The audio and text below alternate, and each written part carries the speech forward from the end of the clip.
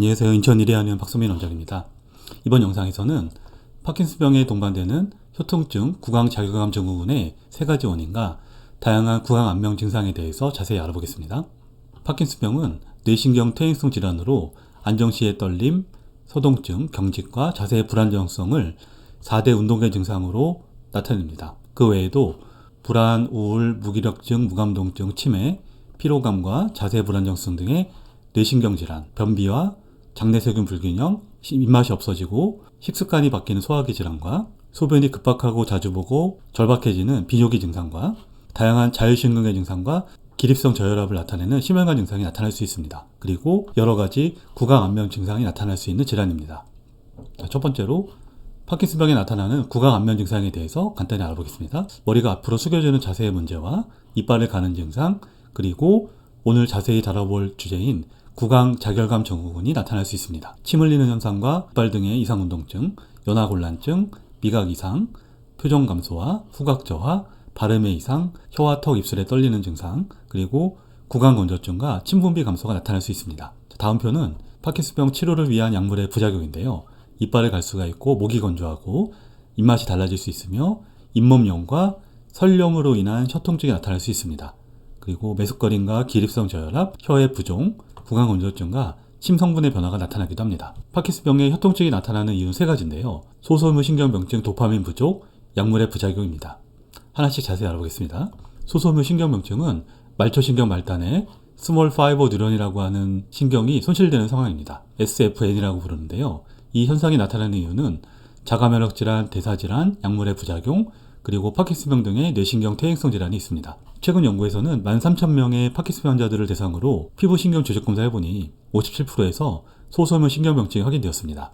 이런 현상이 피부에 발생하면은 피부에서의 화끈거림, 저림, 욱신거림, 간지러움, 감각저하, 콕콕 찌르는 느낌 등이 나타날 수 있고, 반면에 소소무 신경병증이 구강과 혀에 발생하면은 구강자결감 증후군이 되는 것입니다. 두 번째는 도파민 부족인데요. 파킨슨병과 구강자결감 증후군 그리고 하지불안 증후군은 도파민 신경이 퇴행되는 공통의 특징이 있습니다. 조가비핵 신경 말단의 시냅스에서 이상 소견이 발견되고 기저핵 부분에 도파민 신경 시스템의 기능 저하도 확인되고 있습니다. 그리고 흑질 선조체 신경에서도 도파민 수준이 감소되어 있음을 확인할 수 있습니다. 이처럼 구강자결감 증후군에서는 파킨슨에서 보이는 뇌신경 특징이 발견되고 있는데요. 실제로 파킨슨병과 BMS가 같이 있는 사람들에게 도파민 전구체인 레보도파를 투여했을 때 혀통증이 감소되는 케이스가 보고되고 있습니다. 레보도파를 오랫동안 복용한 경우에는 일부 경우에 이 약이 설염과 혀통증을 일으키기도 합니다. 이런 경우에는 원인으로 추정되는 약을 중단하고 다른 약을 교체하면 증상이 완화될 수 있으며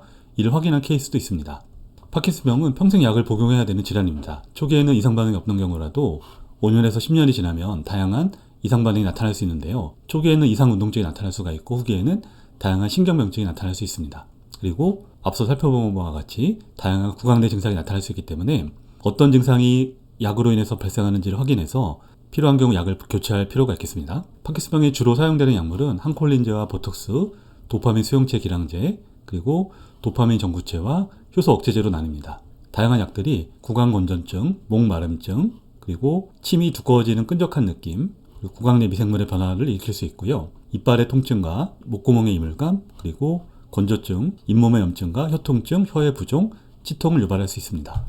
가장 많이 처방되는 레보도파의 경우에도 구강건조증과 미각 이상증, 혀통증, 낮에 이빨을 가는 현상, 설염, 그리고 구강내의 목구멍의 통증, 치아에 색소가 침착되고 혀의 모낭이 변할 수 있으며, 그렇다면 얼마나 많은 환자분들에게 이런 증상들이 나타날까요? 신경병증의 세계적 권위자인 클리포드 TJ의 1998년 논문에서는 구강자결감 증후군은 파킨슨병에 매우 흔하게 발생하며 대략 24%에서 발생한다고 보고했습니다. 일반인에 비해서 약 5배 높은 유병률을 보이는 것이고요. 구강자결감 증후군은 일반인에서 1.7%에서 발생하기 때문에 파킨슨병 환자에 나타난 24%는 매우 높은 수치임을 알 수 있습니다. 다음으로 파킨슨병에 나타나는 다른 구강안면 증상을 자세히 살펴보겠습니다. 첫 번째, 연화곤란증은 전체 환자의 35에서 82%까지 나타날 수 있으며, 연화곤란이 발생하는 이유는 혀가 경직되고 삼킴이 지연되고 식도 운동이 느려지며, 이러한 현상은 여성에게 좀 더 많이 발생합니다. 안면 표정 감소가 나타날 수 있고요. 89%에서 발성에 문제가 나타나는데, 이는 구강인두의 운동 완소와 혀의 건조증, 운동 기능의 부전, 이 원인이 될 수가 있고 남성에게 우세하게 나타납니다. 입맛이 변하는 미각 이상증은 약 27%에서 보고가 되고요. 대부분 약물의 부작용에 의해서 나타나고 후각이 감퇴되는 것과 동반될 수 있습니다. 또한 침범이량이 감소하면서 미래 기능이 약해져서 나타나기도 하고 중추신경의 퇴행 결과로 나타날 수 있습니다. 주관적인 갈증과 침범이 감소는 굉장히 흔하게 나타나는데 자율신경계 이상과 약물의 부작용이 가장 큰 원인이 됩니다. 침 흘림은 주관보다 야간에 많이 발생하고 자율신경계 이상과 침을 못 삼키는 상태 그리고 앞으로 숙이는 자세 때문에 나타날 수 있는데요. 침 흘리는 정도는 파킨슨병의 심각도를 반영하고 있습니다. 이를 가는 현상은 운동장애로 나타날 수 있으며 약물 부작용으로 인한 경우가 가장 많고 스트레스, 불안, 우울과의 관련성이 높습니다. 저작 기능의 이상과 턱관절 장애도 흔하게 나타날 수 있는데 근육 긴장의 감소와 안면부의 떨림과 운동장애, 약물 부작용, 치과적 이상, 건조증과 자세의 문제로 인해 생기게 됩니다. 그리고 치과적인 문제도 굉장히 많은데요. 의치를 잘 유지하지 못하고 충치가 증가하면서 이빨이 잘 상하게 될 수 있게 됩니다. 많게는 24% 환자분들이 구강 자극감 증후군을 나타낼 수 있고요. 이는 불안과 우울, 스트레스와 관련성이 굉장히 높습니다. 그리고 치주질환 발생이 증가하는데 이는 구강 내 이상 불량과 침 조성의 변화, 건조증 때문에 그렇고요. 치아가 잘 깨지고 침식되면서 이빨이 상하는 경우가 많은데 잘 넘어지는 것도 주요한 원인이 될 수 있습니다. 그렇다면 파킨슨병의 구강 관리는 어떻게 해야 될까요? 2021년 논문을 통해서 자세히 알아보겠습니다. 첫 번째, 파킨슨병 환자분들은 식이 조절과 구강 위생 관리에 신경을 쓰셔야 됩니다. 앞서 말씀드린 구강 내 증상이 나타나는지 잘 살펴보시고 증상이 있다면 의료진에게 꼭 보고를 하셔야 되고요. 병원 진료와 스케줄을 잘 따르셔야 합니다. 환자의 보호자들도 비슷한 노력을 하셔야 되며 환자분들이 식사 조절을 잘 할 수 있고 구강 위생에 주의하도록 도움을 주셔야 됩니다. 필요한 경우에는 환자분과 같이 구강 건강 교육을 받으시고 옆에서 관련된 증상이 나타나는지 잘 보셔야 합니다. 치료를 담당하는 신경과 의사와 간호진들은 증상 평가를 잘 하셔야 되고 환자분께서 먼저 말씀하지 않아도 문지를 하고 관찰을 통해서 구강 증상이 나타나는가를 보셔야 됩니다. 그런 증상들의 원인에 약물이 있다면 조절을 하셔야 되고요. 증상에 대한 지속적인 관찰을 해보고 환자와 보호자에 대한 교육을 반드시 제공해야 됩니다. 그리고 필요한 경우는 치과나 영양사, 물리치료사, 언어치료사 등 다른 의료진과의 협업을 고려해야 됩니다.